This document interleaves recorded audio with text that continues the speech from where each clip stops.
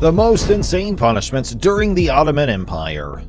Well, if you want to know what the punishments granted to the guilty people in the Ottoman Empire were, ask Sultan Osman II, who was only 19 years old when he was brutally murdered by Pehlivan the Oil Wrestler in May 1622, and you'll know that Ottoman executioners weren't famed for their compassion.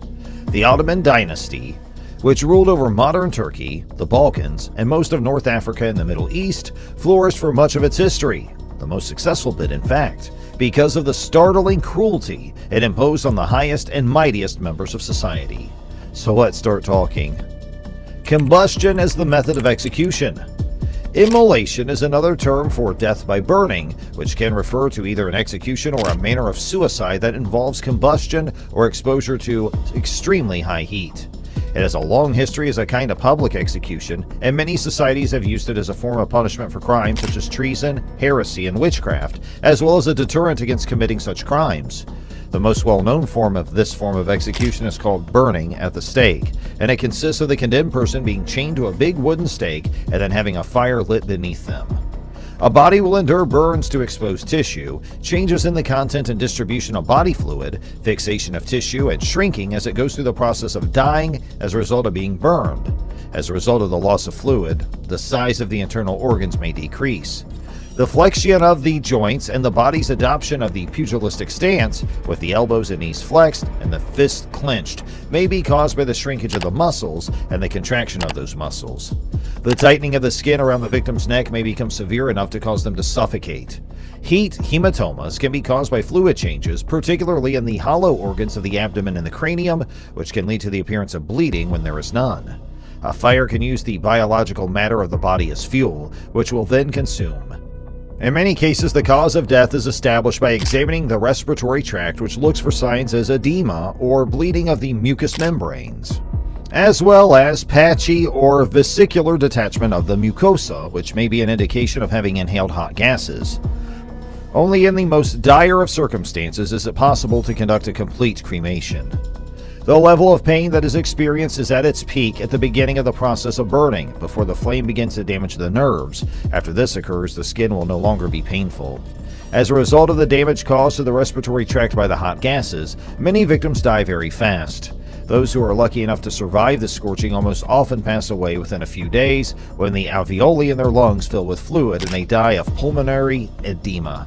Impalement, which refers to an inhuman, sadistic practice based on the use of a wooden stick with a pointed tip that is pushed through a human body, often through the anus or vagina. Then they lift the stick up in the air and hold it to the ground vertically, and the victim rises with it as if he were sitting over it, and the tip of the stick begins to dive into the body. The executioner's level of experience has a direct correlation to how quickly a person dies. The more pointed the end of the stick is, the more grease is on it, the faster it moves through the body, and the sooner the victim dies. The medieval executioners were very innovative in the ways and tactics that they used to make the victim suffer more. It's possible that they used a thick stick and shaved the head off so that it wouldn't pierce the body as easily.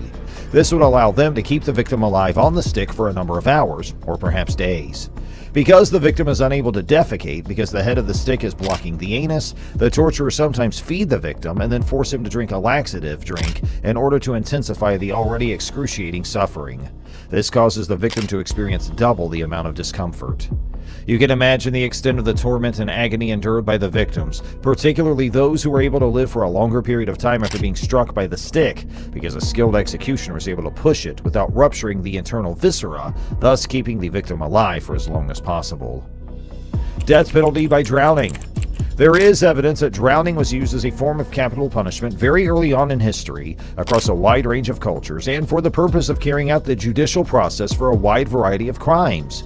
The Ottoman Empire had a practice that developed over time of executing the brothers of the elected sultan in order to avoid political succession crises. These members of the royal family were often either strangled or drowned in order to avoid their blood being spilled. Hanging.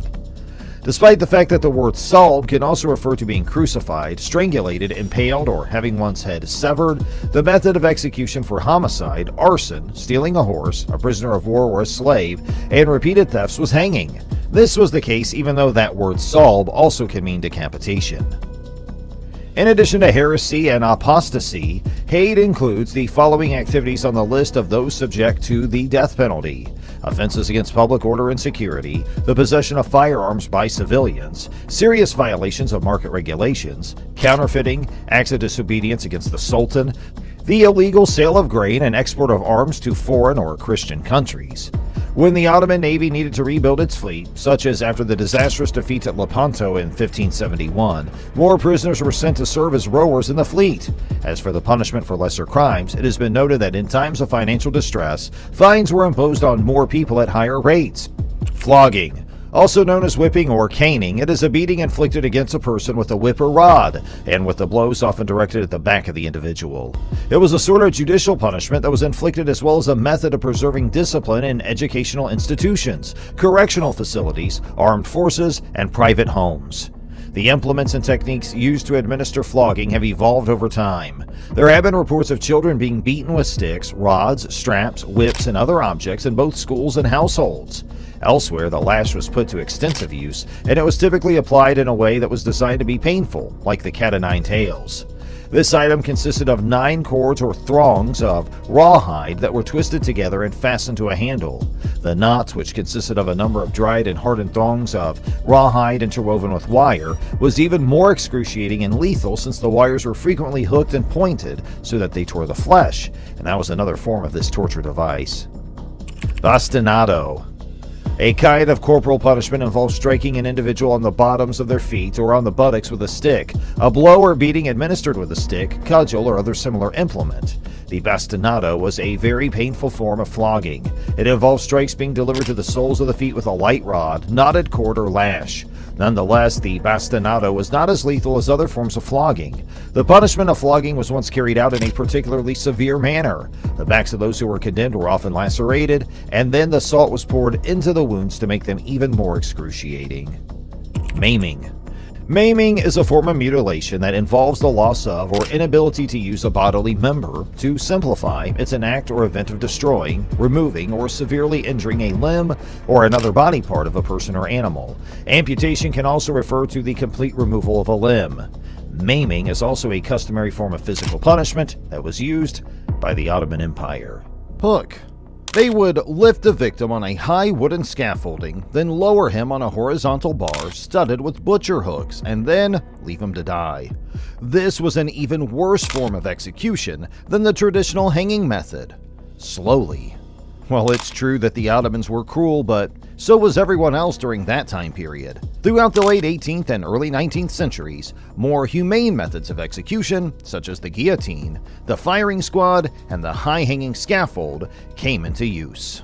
So this is it. That's it for the video today. We'll be right back with more such videos soon. If you want to see more videos like this, please don't forget to like this one and subscribe for more. And thanks for watching.